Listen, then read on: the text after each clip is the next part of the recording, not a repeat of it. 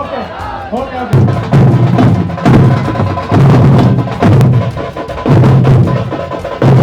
ನಮಸ್ಕಾರ ವೀಕ್ಷಕರೇ, the battle ಕರ್ನಾಟಕಕ್ಕೆ ಸ್ವಾಗತ. ನಾನು ಜೆಜೆನಹಳ್ಳಿ.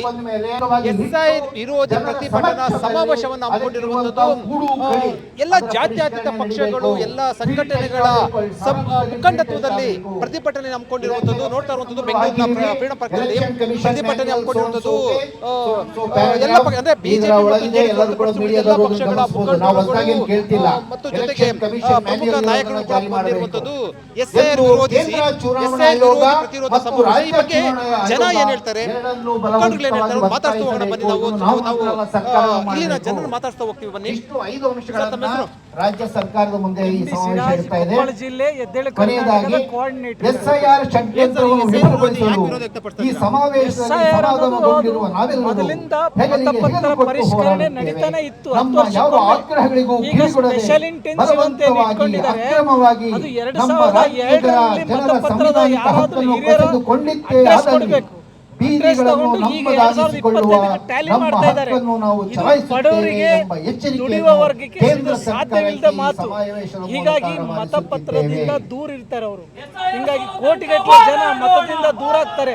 ಇದು ಸಂವಿಧಾನ ವಿರೋಧಿಯಾದ ಕೃತ್ಯ. ಇದು ಮಾತಾಡ್ಕೊಂಡು ಬನ್ನಿ. ನಾವು ಎಸ್ಐಆರ್ ವಿರೋಧ ಸಂಬಂಧಪಟ್ಟಂತೆ ಸಾಕಷ್ಟು ಇಡೀ ರಾಜ್ಯದಿಂದ ಎಲ್ಲಾ ಭಾಗದಿಂದ ಬಂದಿರುವಂತದ್ದು. ಸರ್, ನನ್ನ ಹೆಸರು ರಾಜಾ ನಾಯ್ಕ್ ಅಂತ.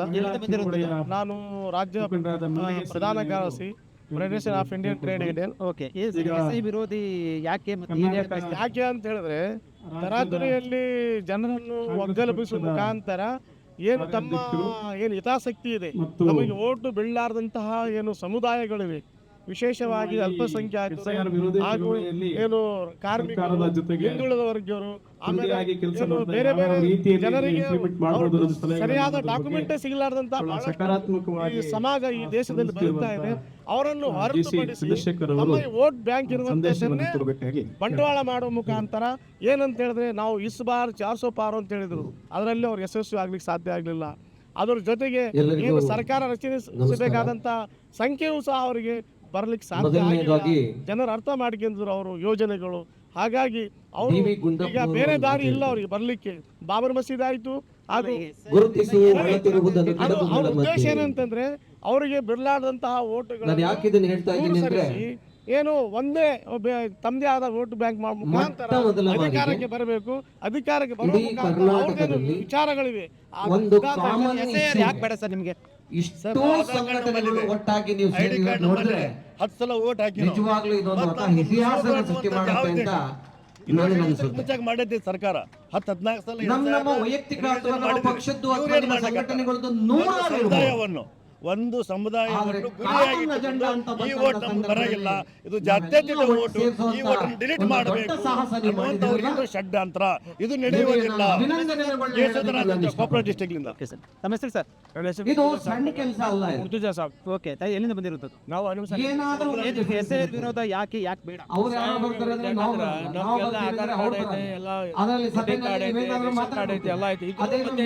ಅಂದ್ರೆ ಯಾಕೆ ಅವರು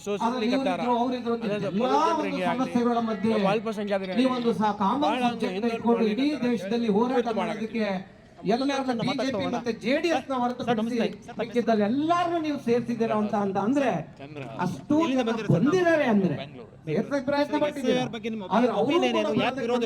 ಅಂತ ಅಂದ್ರೆ ಇದು ನಿಜವಾಗ್ಲೂ ಕೂಡ ಒಂದು ಹೋರಾಟದ ಹಾದಿಗೆ ಒಂದು ಮುನ್ನುಡಿ ಬರೆಯುವಂತ ದಿನ ಇವತ್ತೊಂದು ದಿವಸ ಅಂತ. ಬನ್ನಿ ವೇದಿಕೆ ಬನ್ನಿ. ಅದಕ್ಕೆ ಸಪೋರ್ಟ್ ಆಗಿ ಇವತ್ತು ವೇದಿಕೆ ಮೇಲೆ ನೀವೆಲ್ಲ ಕೂತಿ ಅಕ್ರಮ ಮತದಾರರನ್ನ ಮತಪಟ್ಟಿಯಿಂದ ತೆಗಿತಾ ಇದ್ದೀವಿ ಅಂತ ಹೇಳ್ತಾರಲ್ಲ, ಒಂದು ಸಮರ್ಥನೆ ಎಲೆಕ್ಷನ್ ಕಮಿಷನ್ ಕೊಡ್ತಾ ಇರೋದು. ಇದಕ್ಕೆ ಸೇರಿರುವಂತ ನೀವೆಲ್ಲಾ ಸಂಘಟನೆಗಳಿಗೂ ಕೂಡ ನಾನು ಹೃದಯಪೂರ್ವಕವಾಗಿ ಅಭಿನಂದನೆಗಳನ್ನ ಮತ್ತೆ ಕೃತಜ್ಞತೆಗಳನ್ನ ಹೇಳೋದಕ್ಕೆ ನಾನು ಇಷ್ಟಪಡ್ತಿದ್ದೀನಿ. ಪಾರದರ್ಶಕವಾಗಿ ಕೆಲಸ ಮಾಡ್ತಾರೆ. ಅದ್ರ ಜೊತೆಗೆ ನೀವೆಲ್ಲ ಸೇರಿರುವಂತ ಇಲ್ಲಿ ನಂಬರ್ ಇಂಪಾರ್ಟೆಂಟ್ ಅಲ್ಲ, ಮೆಸೇಜ್ ಇಂಪಾರ್ಟೆಂಟ್. ತುಂಬಾ ಯಾವ ರೀತಿಯ ಮೆಸೇಜ್ ಕಳಿಸ್ತೀವಿ ಅನ್ನೋದು ಇಂಪಾರ್ಟೆಂಟ್. ಲಕ್ಷಾಂತರ ಜನ ಸೇರಿಸಿ ಬರೀ ಭಾಷಣ ಮಾಡಿ ಹೋಗುವಂತದ್ದಲ್ಲ. ಭಾಷಣಗಳಿಂದ ಮಾತುಗಳಿಂದ ಯಾವುದೂ ಆಗೋದಿಲ್ಲ. ಸಾರ್ವಜನಿಕರ ಒಂದು ಅಭಿಪ್ರಾಯ implement ಆಗ್ಬೇಕು. ಏನು ಮತ ಕಟ್ಟ ಕಡೆ ತನಕ ನಾವು ಮಾಡಿರುವಂತ ಪ್ಲಾನ್ ಪರಿಷ್ಕರಣೆ ಅಂದ್ರೆ ಲಾಸ್ಟ್ ತನಕ ಇಂಪ್ಲಿಮೆಂಟ್ ಆದಾಗ ಮಾತ್ರ ಆ ಭಾಷಣಕ್ಕೆ ಸ್ಪೆಷಲ್ ಆ ಸಭೆಗಳು ರಿಪೋರ್ಟ್ ಒಂದು ಈ ಸಾರ್ಥಕತೆ ಸಿಗುತ್ತೆ ಹೊರತು ಒಂದು ನಾವು ಸಮುದಾಯ ಬರೀ ಟಾರ್ಗೆಟ್ ಭಾಷಣ ಮಾಡಿ ಮಾಡುವಂತ ಒಂದು ಆರೋಪವನ್ನು ಮಾಡಿರುವಂತದ್ದು ಇದು ಮಾಡಬಾರದು ಅನ್ನುವಂತ ಅಭಿಪ್ರಾಯ ವ್ಯಕ್ತಪಡಿಸಿದ್ರು. ಮತ್ತೊಂದಷ್ಟು ಜನ ಮಾತಾಡ್ತಾ ಹೋಗೋಣ ಬನ್ನಿ ನಾವು. ಒಂದಷ್ಟು ಜನ ಇನ್ನೂ ಕಾರ್ಯಕರ್ತರು ಇರೋದು ಇಡೀ ರಾಜ್ಯಾದ್ಯಂತ ಬಂದಿರುವಂತದ್ದು, ಅದೇ ಜನಸಾಮಾನ್ಯ ರಾಜ್ಯಾದ್ಯಂತ ಬಂದಿರುವಂತದ್ದು. ಒಂದಷ್ಟು ಜನ ಮಾತಾಡ್ತಾ ಹೋಗೋಣ. ಮೇಡಮ್ ನಮಸ್ತೆ, ತಮ್ಮ ಹೆಸರು ಮೇಡಮ್?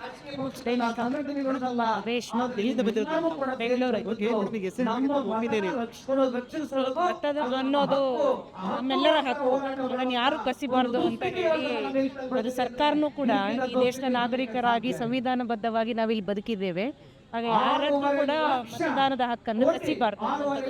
ಈಗ ಅಕ್ರಮ ಮಾತನ್ನು ನಾವು ತೆಗೆದಿದ್ದೀವಿ ಅನ್ನೋದು ಎಲೆಕ್ಷನ್ ಕಮಿಷನ್ ಸಮರ್ಥನ ಉತ್ತರ. ಅದಕ್ಕೆ ತಮ್ಮ ಒಂದು ಯಾರು ಅಕ್ರಮರು? ಇಲ್ಲೇ ಹುಟ್ಟಿ ಇಲ್ಲೇ ಬೆಳೆದವ್ರು ಅಕ್ರಮರಾಗ್ತೀವಾ? ಅದು ಸಾಧ್ಯನೇ ಇಲ್ಲ. ಇಲ್ಲೇ ಹುಟ್ಟಿರುವಂಥದ್ದಕ್ಕೆ ಅಧಿಕೃತವಾಗಿ ಎಲ್ಲರ ಹತ್ರ ದಾಖಲೆಗಳಿರುತ್ತೆ. ಹಾಗಾಗಿ ಮತ್ತೆ ಪುನಃ ಅದನ್ನು ಮಾಡೋದ್ರ ಬದಲು ಮತದಾರರ ಪಟ್ಟಿಯನ್ನು ಪರಿಷ್ಕರಣೆ ಅಂತ ಹೆಸರಿನಲ್ಲಿ ಯಾರನ್ನೂ ಕೂಡ ಹೊರತಪ್ಪಬಾರ್ದು ಅನ್ನೋಂಥದ್ದನ್ನು ಹೇಳಿ. ತಮ್ಮ ಹೆಸರು? ಯಾವ ರೀತಿ ಬೇಕಾದ್ರೂ ನಾವು ಮುಂದಕ್ಕೆ ಹೋಗೋಣ. ಪ್ರಜಾತಂತ್ರದ ಖಗೋಲೆ ಇದು, ಸಂಪೂರ್ಣವಾಗಿ ಖಂಡಿಸ್ತೀವಿ. ಪ್ರತಿಯೊಬ್ಬ ಮನುಷ್ಯನ ಪ್ರತಿಯೊಬ್ಬ ವೋಟರ್ ಅಂಬೇಡ್ಕರ್ ಸಂವಿಧಾನ ಏನಿತ್ತು ಕೋಟಿ ನಿಮಗೆಲ್ಲ ಗೊತ್ತಿದೆ. ಅಂಬೇಡ್ಕರ್ ಸಂವಿಧಾನ ತರಲಿಲ್ಲ ಅಂದ್ರೆ ಸಂವಿಧಾನ ತಂದ ಮೇಲೆ ವೋಟಿನ ತಂದ ಮೇಲೆ ಅವರಿಗೆ ಹೇಳಿರುವಂತ ವೆಸ್ಟ್ ಬೆಂಗಾಲದಲ್ಲಿ ಏನಾಗಿದೆ ಇಲ್ಲಿ ತನಕ ಸ್ವತಃ ಮುಖ್ಯ ಮಹಾರಾಜರ ಹೊಟ್ಟೆನಲ್ಲಿ ಇನ್ನೊಬ್ಬ ಮಹಾರಾಜ ಹುಟ್ಟಿದೆ ಅಂದಿತ್ತು. ಆದ್ರೆ ಮತ್ತೊಂದು ದಿವಸ ಮತಗಟ್ಟೆನಲ್ಲಿ ಮಹಾರಾಜ ಬಂದಿದೆ ಅನ್ನೋ ಒಂದು ಸ್ಲೋಗನ್ ಕಲಿತಂತವರು ಅಂಬೇಡ್ಕರ್ ಅವರು ಒಂದು ಸಂವಿಧಾನ ಒಂದು ಮತದಾರನಿಗೆ ಒಂದು ಹಕ್ಕನ್ನು ಪರವಾಗಿ ಹೋರಾಟ ಮಾಡಿ ಡೆಮೋಕ್ರಸಿ ನೀಟಾಗಿ ಸಾಹುಕಾರನಾಗಿರ್ಲಿ ಬಡವನಾಗಿರ್ಲಿ ಆ ಒಂದು ಮತದಾನಕ್ಕೆ ಅದೇ ಬೇಕು ಅಂತ ಮಹಾನ್ ವ್ಯಕ್ತಿ ಇವತ್ತು ಅದೇನಾಗಿದೆ ಮತ್ತು ನಮ್ಮ ದೇಶ ನಮ್ಮ ಕಾನೂನು ನಮ್ಮ ಓದನ್ನ ಸಾರ್ವಜನಿಕರ ಮತ್ತು ಇಲ್ಲಿ ಬಂದಂತ SIR ವಿರೋಧಿಸಿ ಬಂದಿರುವಂತದ್ದು SIR ಅನ್ನ ವಿರೋಧಿಸಿ ಪ್ರತಿರೋಧ ಸಮಾವೇಶದಲ್ಲಿ ಅಭಿಪ್ರಾಯವನ್ನು ವ್ಯಕ್ತಪಡಿಸಿರುವಂತದ್ದು SIR ಸಂಬಂಧಪಟ್ಟಂತೆ ಏನ್ ಮಾಡ್ತಾ ಇದಾರಲ್ವಾ, ಅದು ಮತದಾನನ ಹಕ್ಕನ್ನು ಕಸಿದುಕೊಳ್ಳುವಂತದ್ದು ಆಗಿರುವಂತದ್ದು ಅನ್ನುವಂಥ ಆಕ್ರೋಶವನ್ನು ವ್ಯಕ್ತಪಡಿಸಿರುವಂತದ್ದು ಕೂಡ ಅದೇ ರಾಜ್ಯಾದ್ಯಂತ ಕೂಡ ಬಂದಿರುವಂತದ್ದು. ಈ ಒಂದು ಸಮಾವೇಶ ಬಿಜೆಪಿ ಮತ್ತು JDS ಅನ್ನು ಹೊರತುಪಡಿಸಿ ಉಳಿದೆಲ್ಲ ರಾಜಕೀಯ ಪಕ್ಷಗಳು ಮತ್ತು ಎಲ್ಲ ಸಂಘಟನೆಗಳು, ರೈತ ಮುಖಂಡರುಗಳ ನೇತೃತ್ವದಲ್ಲಿ ಈ ಒಂದು ಪ್ರತಿಭಟನೆಯನ್ನು ಹಮ್ಮಿಕೊಂಡಿದೆ.